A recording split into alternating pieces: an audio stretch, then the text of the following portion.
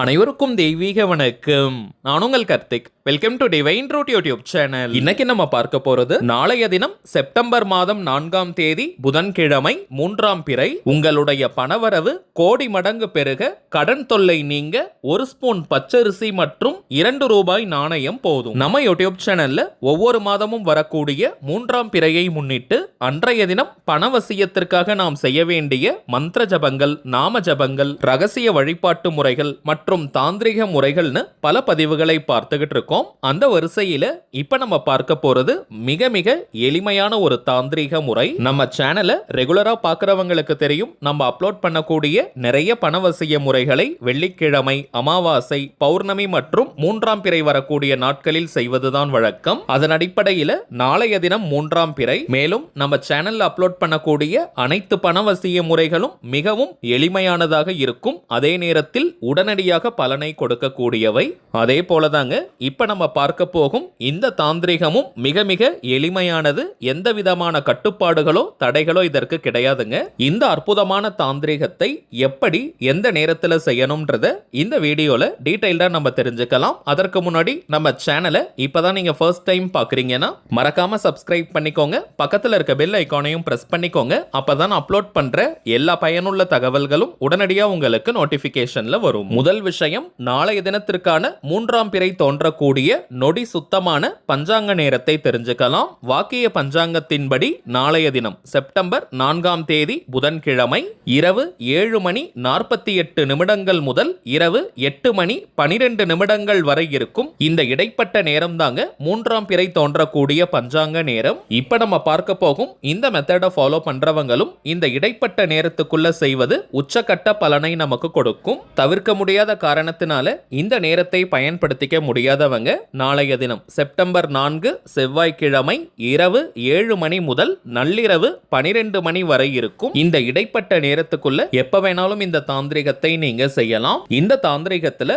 ஒரு சின்ன திருநாமமும் கலந்திருக்குங்க.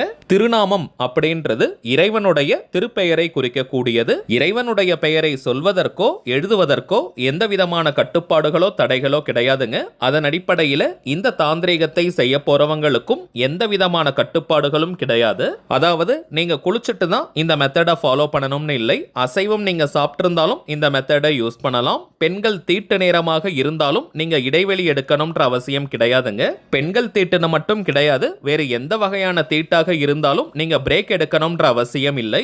ஆண்கள் பெண்கள் யார் வேணாலும் இந்த தாந்திரிகத்தை செய்யலாம். 2 வகையா இந்த மெத்தடை நீங்க ஃபாலோ பண்ணலாம். நீங்க வீட்டில் இருக்கீங்க, உங்களால வீட்டு மாடிக்கு போக முடியும் அல்லது வீட்டு வாசல்ல சர்வீஸ் ஏரியால நிற்க முடியும்னா அங்கிருந்து இந்த மெத்தடை ஃபாலோ பண்ணுங்க. அதாவது வானத்தை பார்த்துக்கிட்டே இந்த மெத்தடை ஃபாலோ பண்றது இன்னமும் சிறப்பான பலனை கொடுக்கும். சப்போஸ் நீங்க ஆபீஸ்ல இருக்கீங்க அல்லது பிசினஸ் பண்ற இடத்துல இருக்கீங்க, அந்த இடத்துல உங்களால வெளியே வர முடியாத சூழ்நிலை இருந்தால் நீங்க இருக்கும் இடத்துல இருந்தே இந்த மெத்தடை ஃபாலோ பண்ணலாம். அதே போலதாங்க சில பேர் வீட்டில் இருந்தாலும் வெளியே வந்து இந்த மெத்தடை ஃபாலோ பண்ண முடியலனா நீங்க வீட்டுக்குள்ள இருந்தே இந்த டெக்னிக்கை யூஸ் பண்ணலாம். தவறு கிடையாதுங்க. வீட்டின் மொட்டை மாடிக்கு வர முடியும் அல்லது வீட்டு வாசல்ல சர்வீஸ் ஏரியால வர முடியும்னு இருக்கிறவங்க வெளியே வந்து வானத்தை பார்த்துக்கிட்டே இந்த மெத்தடை ஃபாலோ பண்ணுங்க. அதே போல 3ஆம் பிறை நிலவு தெரியணும்ன்ற அவசியம் கிடையாதுங்க. மேற்கு திசை வெஸ்ட் டைரக்ஷனை ஃபேஸ் பண்ண மாதிரி வானத்தை பார்த்துக்கிட்டு நீங்க நின்னாலே போதும். வீட்டுக்குள்ள நீங்க இருந்து இந்த தாந்திரிகத்தை செய்தாலும் மேற்கு திசை வெஸ்ட் டைரக்ஷனை ஃபேஸ் பண்ண மாதிரி உட்கார்ந்துக்கோங்க. அல்லது நின்னுட்டே கூட இந்த மெத்தடை நீங்க ஃபாலோ பண்ணலாம். கொஞ்சம் வயதானவர்கள், தரையில உட்கார முடியாத நிலையில இருக்கிறவங்க நீங்க சேர்ல கூட உட்கார்ந்துக்கலாம். இந்த மெத்தடுக்கு நீங்க தரையில உட்கார்ந்தாலும் சரி அல்லது சேர்ல உட்கார்ந்தாலும் சரி விரிப்பெல்லாம் போட வேண்டிய அவசியம் இல்லை. சப்போஸ் நீங்க ஆபீஸ்ல இருந்து அல்லது பிசினஸ் பண்ற இடத்துல இருந்து இந்த மெத்தடை ஃபாலோ பண்றவங்களாக இருந்தால் கரெக்டா மேற்கு திசை நோக்கி வெஸ்ட் டைரக்ஷன் நோக்கி உட்கார்வது கொஞ்சம் கடினம். அப்படிப்பட்டவங்க நீங்க எந்த திசையை நோக்கி வேணாலும் உட்கார்ந்து இந்த மெத்தடை ஃபாலோ பண்ணலாம். 10 நிமிஷம் உங்களுக்கு பிரேக் டைம் கிடைச்சா கூட போதும், அதை நீங்க பயன்படுத்திக்கோங்க. ஆனால் வீட்ல இருந்து இந்த மெத்தடை ஃபாலோ பண்றவங்க வெஸ்ட் டைரக்ஷனை ஃபேஸ் பண்ண மாதிரி மேற்கு திசையை நோக்கி தாங்க இந்த மெத்தடை நீங்க செய்யணும். அதே போல எல்லா பணவசிய முறைகளிலும் சில பேர் கேட்கக்கூடிய ஒரு கேள்வி, பணம் சம்பாதிக்கிறவங்க மட்டும் தான் இந்த மெத்தடை ஃபாலோ பண்ணணுமான்னு கேட்கறாங்க. அப்படி கிடையாதுங்க. இப்ப கணவர் வேலைக்கு போறாரு, பிசினஸ் பண்றாருன்னா மனைவி இந்த மெத்தட் நீங்க யூஸ் பண்ணலாம். இப்ப மனைவி வேலைக்கு போறாங்க அல்லது பிசினஸ் பண்றாங்கன்னா கணவர் இந்த மெத்தடை யூஸ் பண்ணலாம். வேலைக்கு போற அளவிற்கு பசங்க இருக்காங்கன்னா பெற்றோர்கள் அவர்களுக்காக நீங்க இந்த டெக்னிக்கை யூஸ் பண்ணலாம். இதே போல பேரண்ட்ஸ்க்காக, பெற்றோர்களுக்காக பசங்க இந்த மெத்தடை ஃபாலோ பண்ணலாம். இது போல ஒரு குடும்பத்தில் இருக்கக்கூடிய எந்த உறுப்பினர் வேணாலும் இந்த தாந்திரிகத்தை செய்யலாம். அந்த குடும்பத்திற்கே நல்ல பணவசியத்தை அது ஏற்படுத்தி கொடுக்கும். சரிங்க, தாந்திரிக முறையினாலே அதற்கு சில புறப்பொருட்கள் தேவை.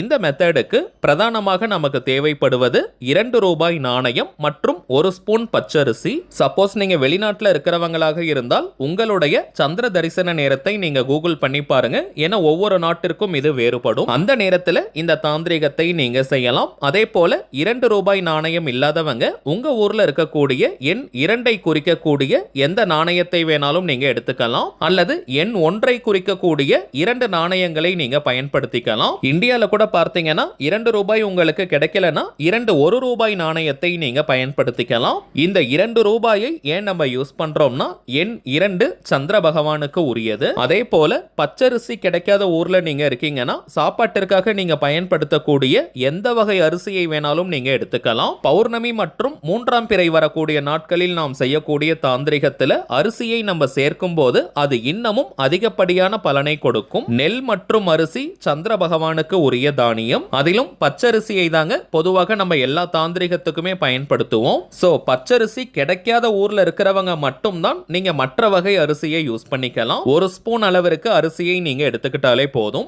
இப்ப ஆண்கள் பெண்கள் யாராக இருந்தாலுமே உங்களுடைய வலது உள்ளங்கைக்குள்ள ரைட் ஹேண்ட் உள்ளங்கைக்குள்ள இந்த 1 ஸ்பூன் அரிசி மற்றும் அந்த நாணயத்தை கையில வச்சு விரல்களால முடிக்கோங்க. மனதார சந்திர பகவானை நீங்க நினைச்சுக்கோங்க.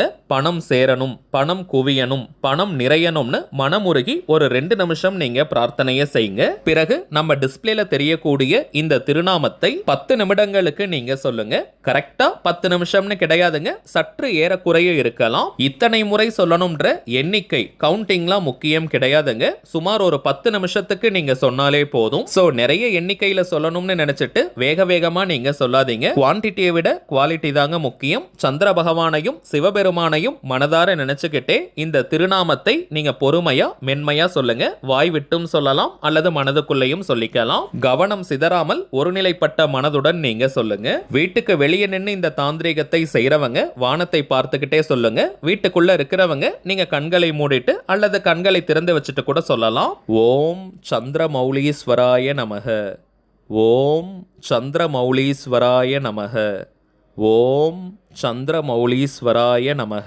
அவ்வளவுதாங்க, மிகவும் எளிமையான திருநாமம். இந்த திருநாமத்தை சொல்லி முடிச்சிட்டு திரும்பவும் சந்திர பகவானை மனதார நினைச்சு பணம் சேரணும், பணம் குவியணும்னு பிரார்த்தனையை செஞ்சுக்கோங்க. பிறகு உங்க கையில இருக்கக்கூடிய அந்த அரிசி மற்றும் நாணயத்தை ஒரு சின்ன ஜிப்லா கவர்ல போட்டு வச்சிருங்க. அல்லது ஒரு சின்ன துணியில கூட நீங்க மூட்டை போல கட்டலாம். பச்சை, மஞ்சள் அல்லது வெள்ளை நிற துணியில நீங்க மூட்டை போல கட்டிடுங்க. நீங்க கவர்ல போட்டு வச்சாலும் சரி அல்லது மூட்டை போல கட்டினாலும் சரி, அதை அப்படியே எடுத்துட்டு போய் பணம் வைக்கக்கூடிய பீரோ, லாக்கர் அல்லது கல்லா பெட்டியில போட்டு வச்சிருங்க. 3 மாதங்களுக்கு ஒரு முறை இதை நம்ம மாற்றினாலே போதும். மாற்றும் போது அந்த நாணயத்தை மட்டும் நீங்க தனியா எடுத்து வச்சுக்கோங்க. அந்த அரிசியை கால்படாத இடம் அல்லது செடிகள் புதர்களுக்கு பக்கத்துல போட்டுருங்க. ஈ எறும்புகள் அதை சாப்பிடும். அந்த நாணயத்தை நம்ம செலவு செய்யக்கூடாதுங்க. ஒரு சின்ன பாக்ஸ்ல போட்டு நீங்க சேமிச்சுக்கிட்டே வாங்க.